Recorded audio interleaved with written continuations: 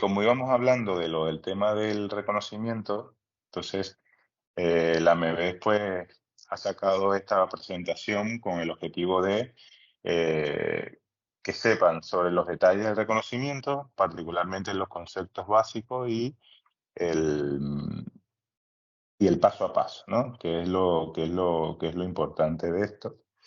Más que todo por el tema de que es un procedimiento bastante complejo y esa parte compleja la vamos a hablar sobre en detalle ahora mismo, pues tratando de cubrir todos los aspectos principales. El objetivo de esto va a ser también el que aprendan un poco de lo que dice el BOE y las diferencias entre cada especialidad. Tienen que, los que estén sin silenciar, por favor, silencienlo ustedes para que me ayuden allí a que no se escuchen los de cada uno.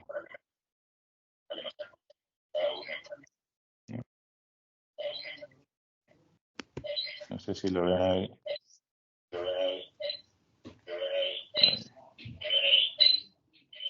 Bueno, ya voy a tener que dejar así porque si no, no vamos a empezar nunca. Vale. Entonces, lo que decía en este sentido, pues mira, aquí con lo de la inteligencia artificial me hiciste una autopresentación y dice algo así más o menos esto. Ahí.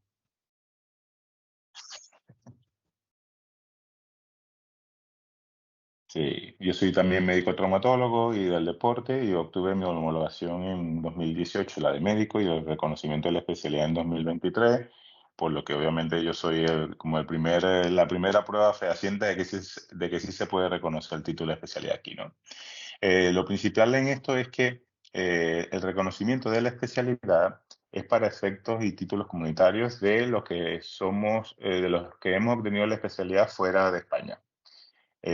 Al obtener la especialidad fuera de España, obviamente hay unos requisitos previos para poder obtenerlas aquí dentro en España y no es un procedimiento tan fácil como la homologación de médico. Es un procedimiento bastante complejo en cuanto a los detalles del procedimiento y la idea de la presentación es que lo entiendan con detalle, de que vean este video una y otra vez, cuestión de que puedan saber que no es que meto mis papeles y me dan mi reconocimiento y ya está, sino que sobre todo para que sepan quiénes son candidatos al reconocimiento, que se ven y se detallan bajo una supervisión de un comité que valora habilidades y competencias y que a partir de allí es que tú valoras si lo haces vía MIR, si lo haces vía reconocimiento o si lo buscas en otro estado de la Unión Europea, ¿no? Entonces, en ese sentido, el procedimiento va fuera de España, en el sentido de que todo lo que se obtenga para el reconocimiento aquí en España tiene que ser obtenido fuera de la Unión Europea y esto está regulado bastante detallado, aun cuando hemos determinado cuáles son sus errores y cuáles son las cosas que se pueden mejorar, pues está regulado por el Real Decreto y mientras que esos artículos no se modifiquen, pues esos artículos se detallan tal cual dice el BOE, que el BOE significa el Boletín Oficial Español, donde el Real Decreto se creó en el 16 de abril y hay algunos videos en YouTube donde yo los explico con detalle, ¿no? Entonces, a partir de allí, ¿cuál es el objetivo de este reconocimiento? Pues obtener los efectos profesionales a títulos de especialista, bien porque sean en una rama de especialidades de la medicina o una rama de especialidades de la farmacia o una rama de especialidades de la psicología, y corresponden a lo que aparece en el anexo 1, que los que pertenecen a los chats a los chats porfa, silencien porfa los micrófonos. Entonces va a poner todo ese así, galletitas, eso, pero entonces el objetivo de eso es que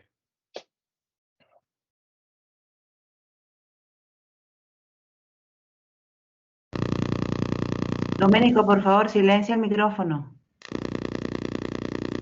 y es que a ver. Creo que ya está. Vale. Entonces, el objetivo aquí es que una vez que tú tienes el reconocimiento de los efectos profesionales, pues puedes ejercer tu especialidad aquí en España, ¿no?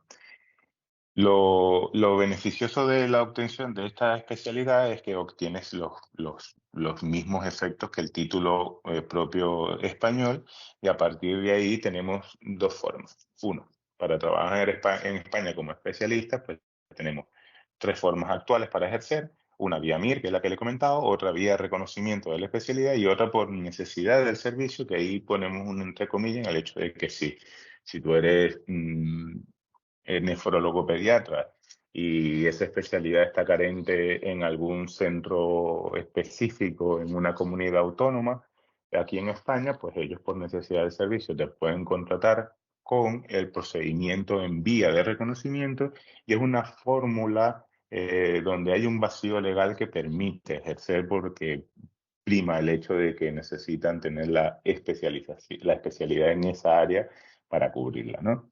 Entonces, en ello, pues uno de nuestros colaboradores, por ejemplo, que es Easy Salud, nos ayuda muchísimo a ofrecer este tipo de trabajo, y eso nos permite ofertar bastantes áreas de trabajo, y es también una de las cosas que a mi vez está muy en pro en muchos de sus chats de ofertas laborales, para poder eh, como orientar y guiar a esas ofertas de gente que está, por ejemplo, en Venezuela, en otras partes de Europa o en la misma España, para poder estar a cargo de ello, ¿no? Entonces, hay dos vías iniciales. Una vez que nosotros decidimos que vamos a hacer el reconocimiento de la especialidad, hay dos vías. En esas vías es, uno, la vía uno a través de otro país de la Unión Europea, es decir, tú puedes pedir tu reconocimiento de la especialidad de en la Unión Europea en Italia, por ejemplo, porque tienes nacionalidad, porque tienes todos los papeles que te cubren el procedimiento propio de ese país, y que tú obtuviste tu especialidad allí, o que hiciste lo análogo al vía MIR en esa área y obtuviste tu especialidad. Y si tú eres especialista en Francia, en Italia, tú puedes pedir el reconocimiento bajo una normativa de la Unión Europea que está regulada por el Real Decreto 581 del 2017, y en ese momento, pues al ejercer esa especialidad, tú puedes pedir el reconocimiento de esa especialidad aquí en España, ¿no? Esa es una vía para hacerlo. La otra es directa en España, es decir, yo no soy especialista en la Unión Europea ni en ningunos países de su espacio económico europeo, y la hago amparado en el Real Decreto que hemos comentado ahora, ¿verdad? Esto obviamente requiere la homologación previa del título de acceso, que lo hace por el Ministerio de Universidades, y se aplica solo si no tenemos la vía 1, ¿vale? Entonces, esto es más o menos para detallar cuáles son los requisitos previos que están dados en el artículo 3 del Real Decreto, donde poseemos el título español homologado, y a partir de que tenemos nuestro título español homologado podemos acceder al reconocimiento de la especialidad. Esto se puede hacer bien directamente porque la hemos homologado el título médico en Venezuela y nos venimos a España y pedimos el reconocimiento, o nos quedamos en Venezuela o en algún país fuera de la Unión Europea y pedimos nuestro reconocimiento estando ejerciendo, por ejemplo, en estos países. Son dos opciones válidas. La especialidad debe coincidir con una española.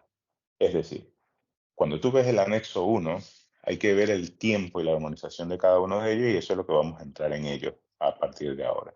Que esa especialidad debe tener por lo menos cumplir los años de ejercicio programado y que sea obligatorio de hacerlo. Y estas especialidades, algunas están armonizadas por el anexo 2 según la Unión Europea, donde piden una duración mínima que está regulada en el anexo 3, ¿no? Entonces, verán que cuando se meten en la página del ministerio, verán anexos. Esos anexos explican los detalles de cada uno de los eventos o de las características de cada especialidad. Solo computan programas oficiales acreditados en el país de origen, es decir, se deben dar las certificaciones propias del país, y no cuentan para esta primera fase experiencia laboral, másteres, formaciones en la Unión Europea o títulos propios. Es decir, nosotros no podemos armonizar nuestra primera fase en el reconocimiento con titulaciones hechas dentro de la Unión Europea, porque no cuentan como años de formación, pero sí cuentan para la fase 2 como formaciones complementarias. Entonces, esto es muy importante recalcar que los años que cuentan solamente se darán para aquellos que sean fuera de la Unión Europea, no importa el país, siempre y cuando sean Unión Europea, no son contabilizados en el área de armonización. Entonces, todo aquello para las no armonizaciones son programas similares en contenido y duración al español, obviamente con las características y la legalidad de ellos, y obviamente te piden otras de las cosas que es el certificado deontológico, ¿no? Entonces, hasta aquí requisitos previos importantes que iremos en detalle más allá. Esto va en el principio de que no es una homologación. Esto no es como cuando metemos los papeles para la homologación de médico, donde metemos los papeles que nos piden y lo que hacemos es esperar el tiempo que se tarde el Ministerio de Universidades. En este caso, es ante el Ministerio de Sanidad, no es ante el Ministerio de Universidades, no es una titulación oficial de grado, es una especialidad de ciencia de la salud que es regulado por un ministerio distinto, ¿no? Entonces, en este sentido, la regulación lo hace por Real Decreto. Las dos fases principales que hemos comentado es la de armonización, donde es una fase documental de duración y contenidos programáticos de posgrado. Y la segunda fase es una evaluación por comité, donde se ven competencias prácticas, es decir, se valora tus expedientes, tu experiencia, todo lo que has hecho a nivel de tu especialidad, y en ese proceso esas competencias son valoradas para darte tres respuestas. Un sí que va a pasantías remunerado, un no remunerada formación complementaria de 6 a 12 meses más o menos, o un negativo. ¿Ok?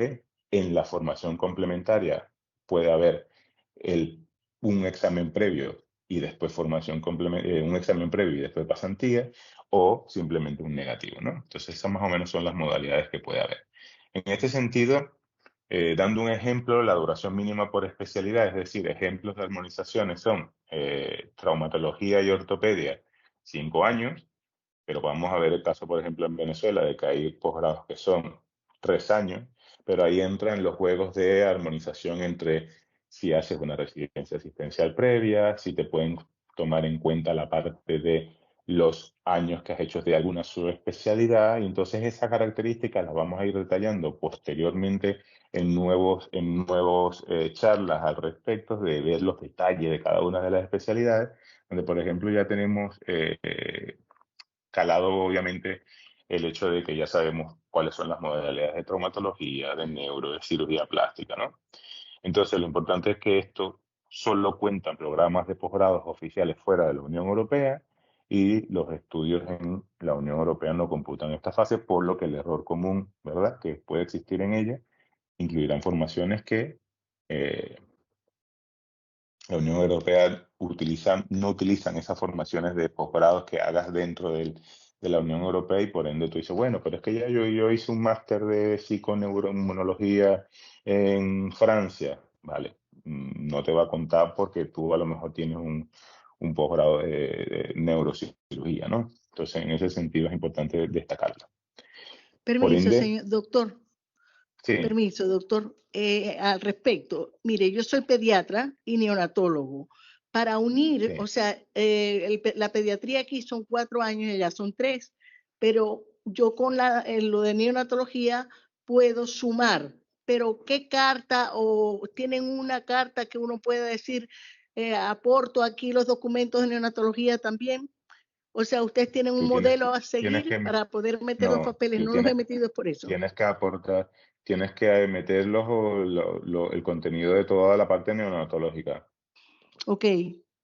De todas formas, eso Pero lo hay que hacer explicamos un al final formato, una carta o algo para ahora decirles. al finalizar te lo comento con detalle, porque es más complejo que eso. Ok, ¿Vale? gracias. Vale, Vale. gracias. Entonces, a la pregunta que hace la doctora, vemos, por ejemplo, que la guía para poder documentar, por ejemplo, los casos de pediatría, se tienen que ir al BOE.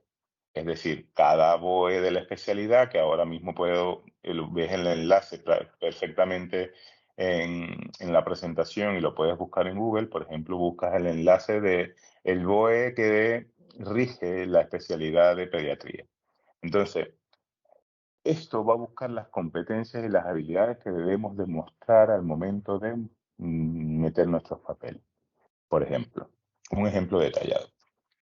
Soy cirujano plástico y reparador y cirugía plástica en España son 5 años, ¿verdad? Entonces, ¿qué sucede para el cirujano plástico que en Venezuela obtiene cirugía general y después hizo cirugía plástica? Que él tiene que meter su actividad de cirugía general y debe después meter su actividad como cirujano plástico. Esto incluye su título, incluye su carga académica, sus récords quirúrgicos, sus actividades asistenciales si es una actividad no quirúrgica, y debe haber documentos vinculantes entre o sea, lo que dice tu carrera principal de cirugía general y meter el de cirugía plástica y haber un documento que diga que para hacer cirugía plástica tuviste que hacer cirugía general.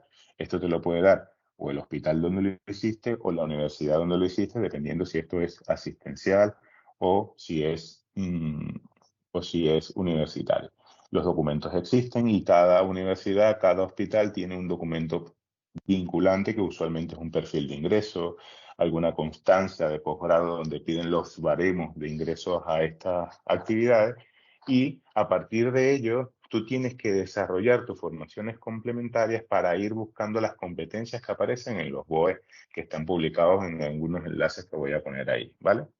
Entonces, esto va dado por habilidades y competencias y obviamente cuando tú generas esta actividad, tú tienes que enfocarte en desarrollar o meter documentación que te complemente tu actividad en lo más general posible de tu actividad. ¿Por qué? Porque, por ejemplo, en el estado donde si tú haces cirugía plástica y reparadora y te enfocas solamente en la estética, ellos van a ver desnivel o poca atención en áreas como la reconstructiva. O, por ejemplo, en el caso de pediatría, que si tú eres neonatólogo y solamente has hecho neonatología, tú tienes que enfocar a meter toda la capacidad o todas las actividades que hayas hecho desde un aspecto general desde el momento que te graduaste, porque si no van a ver que te enfocaste solamente en el área de neonatología. Total, que en esa actividad pues tienes que ir siendo lo mayor posible, ver que cumples todas las competencias que te dicen el BOE para que no vean déficit en muchas de las competencias que tiene que tener un pediatra de forma general, ¿no? Entonces, esto es un ejemplo de todos los enlaces donde están los BOE de cada especialidad y en ese BOE te explican específicamente, lo que necesita cada médico especialista para obtener su titulación, y que en eso es donde te tienes que más o menos eh, recalcar en el momento que explicas tu expediente, ¿no? Entonces, aquí aparecen si lo buscan en Google o, por ejemplo, se lo preguntan a ChatGPT, dame el enlace del BOE que rige pediatría, pues te va a mandar el enlace y te va a bajar el documento en PDF.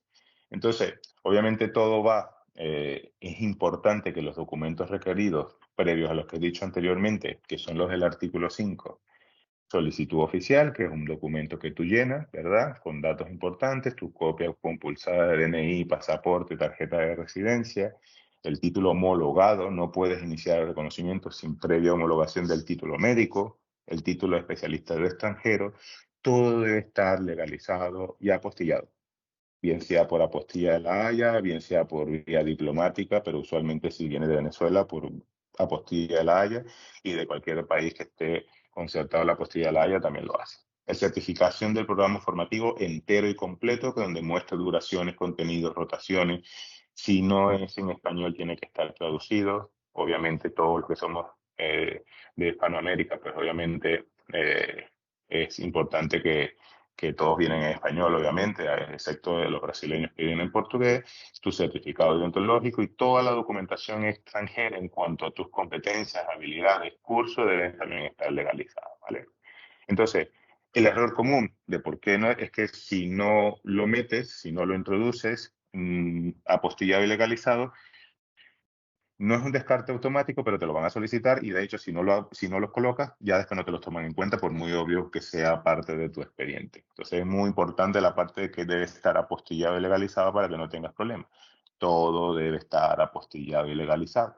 No se puede uno asumir el hecho de que este no lo apostillo porque a lo mejor, como entiendo que esto es caro o que vale dinero, pues aquí no lo consideran que sea por problemas económicos, sino que tienes que hacerlo por problemas de legalidad. Entonces, es importante que este es el error común número uno y el primero que produce el rechazo de la documentación y por lo que a muchos le han dado un negativo es no apostillar y legalizar sus documentos, así de crueles, ¿no? Entonces, lo importante es que se puede subsanar en cualquier momento, se puede dar hasta explicaciones. Mira, yo meto el documento ahora, pero después lo voy a meter y lo subsano para poder decirte que estoy en procedimiento, porque ya tengo la cita, porque ya lo voy a hacer. Entonces, es importante seguirlo, ¿no? Entonces, la presentación del reconocimiento de especialidad se hace ante el Ministerio de Sanidad. Las vías de presentación pueden ser electrónicas, ¿ok? Ya no es necesario estar aquí presente en España para hacerlo, o presencial en Paseo del Prado, que es donde está el Ministerio de Sanidad. La electrónica está disponible desde noviembre del 2025 a través de la herramienta de Retuex, que es el hecho de que con todos tus documentos digitales puedes hacer el procedimiento electrónicamente y sin ningún problema. Y está abierto permanentemente, ¿no? De hecho, puedes hasta cubrir requerimientos y subsanar todo lo de allí para poder ejercerlo. Entonces, en este sentido, una vez que ya tú metes tu documentación y hay una primera valoración donde haces la parte de la admisión de tus documentos y ven que está armonizado, entonces ya pasas de esa fase 1 a la fase 2.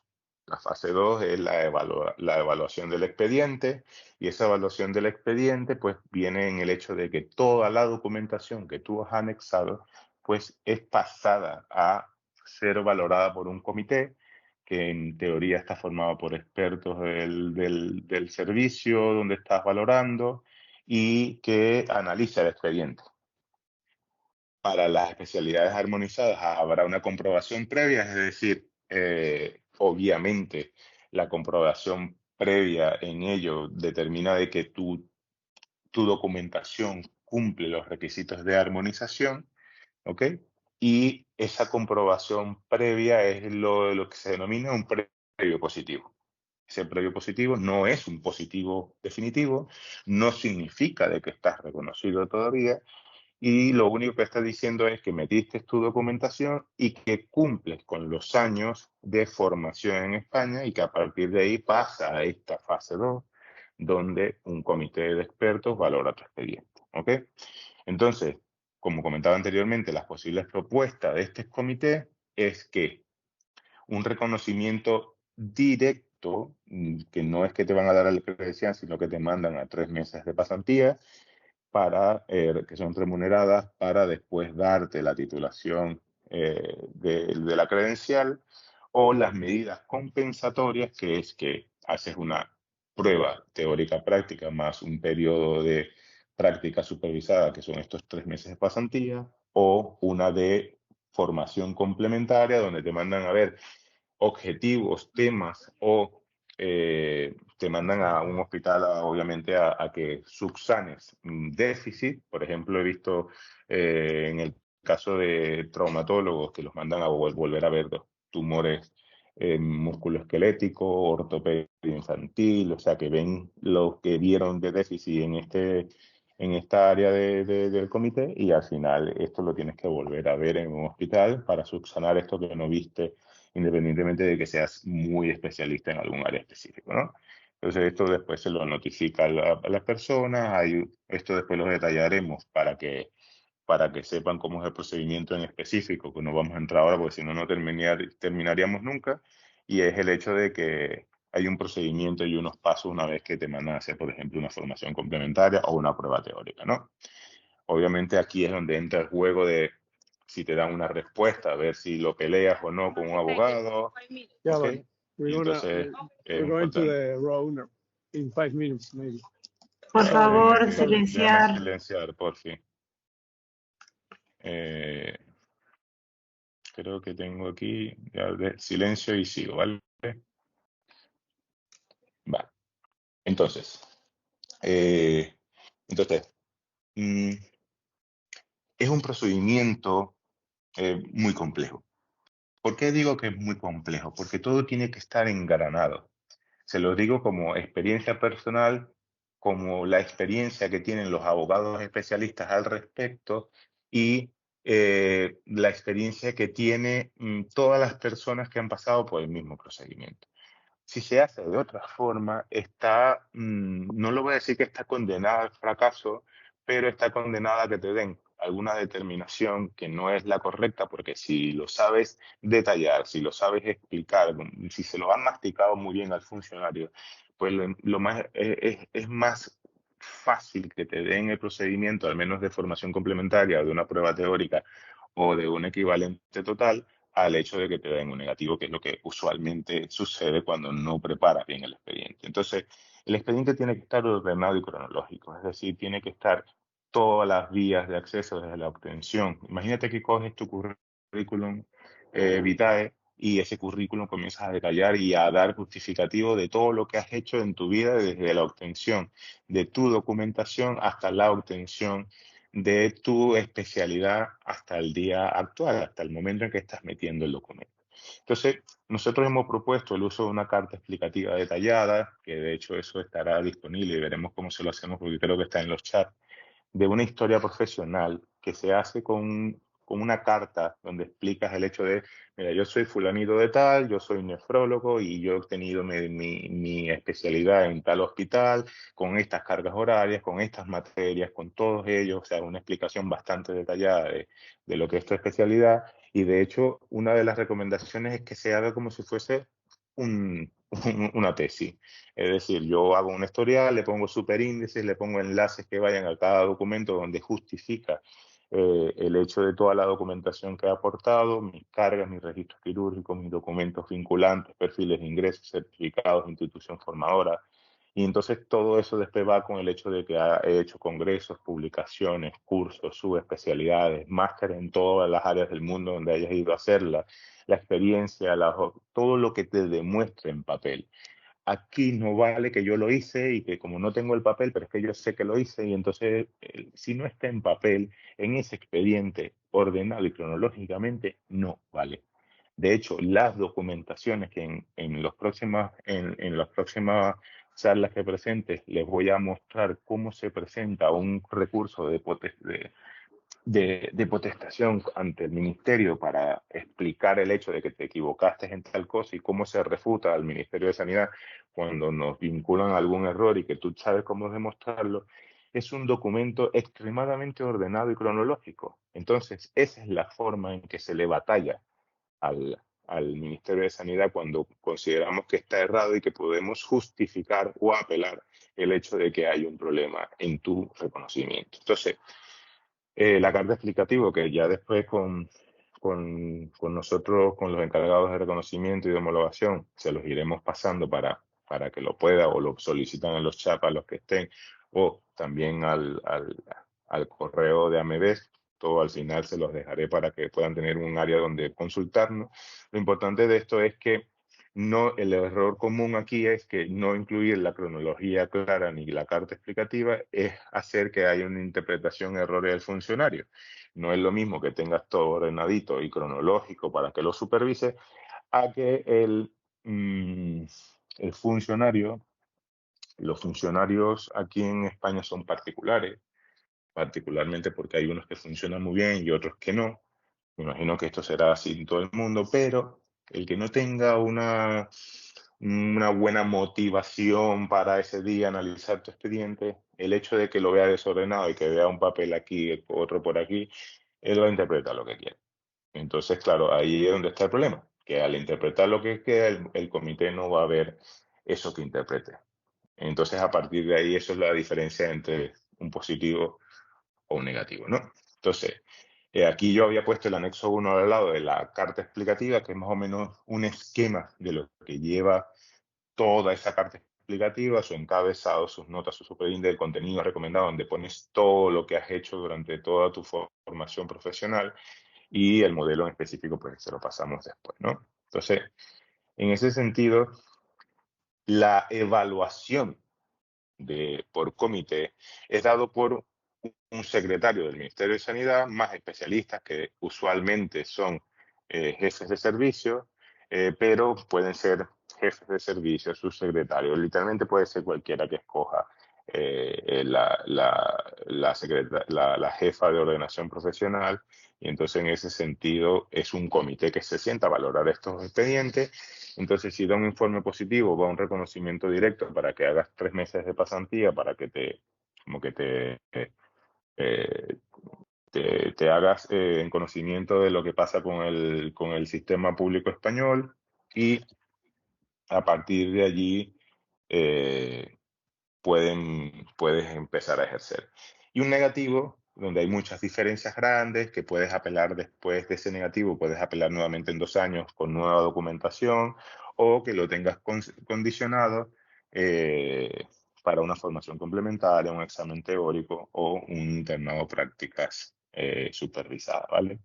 Creo que pedían que volviera la diapositiva, lo voy a volver rapidito.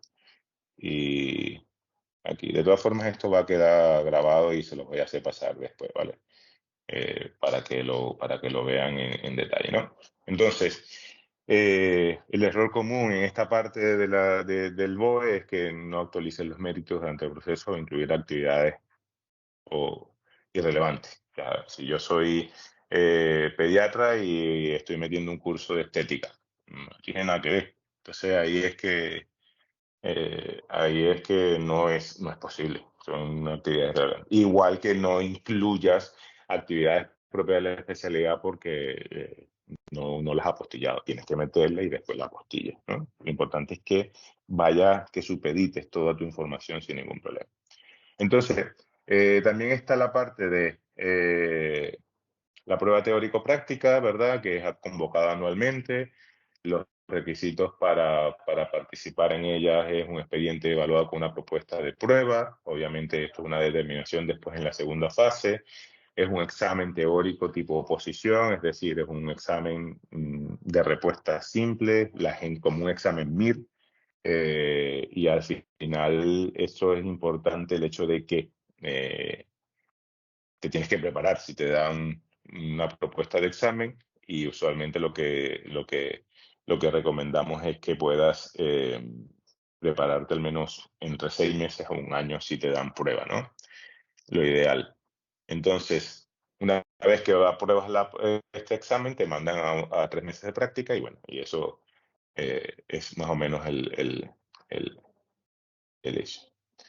El otro es periodo de ejercicio profesional en práctica, que es sí, es determinada por el comité, ¿verdad? Desde el momento en que te da a máximo 3 años, tienes que hacerlo en centros acreditados por ellos mismos, debe ser remunerada, supervisada y evaluado por un tutor, y al final un informe de evaluación positivo para que te den tu credencial.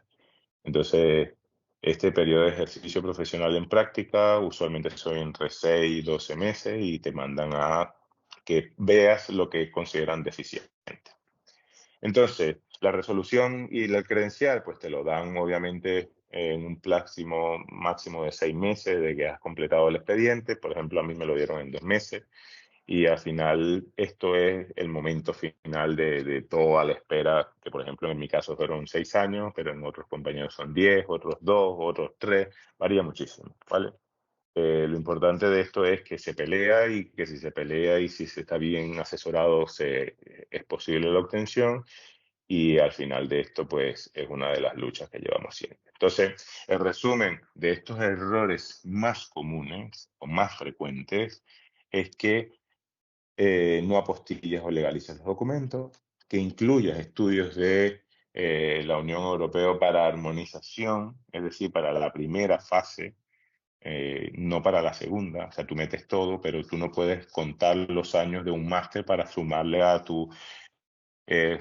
hiciste pediatría 3 años, hiciste un máster en Francia de infeccioso y estás contando con ese año en Francia para que te sumen los 4 en España. No te lo van a contar. Tiene que ser 3 años en Venezuela de pediatra, más 2 de infectología en un mismo posgrado de ese mismo país, o incluso desde la misma parte de América, y ahí sí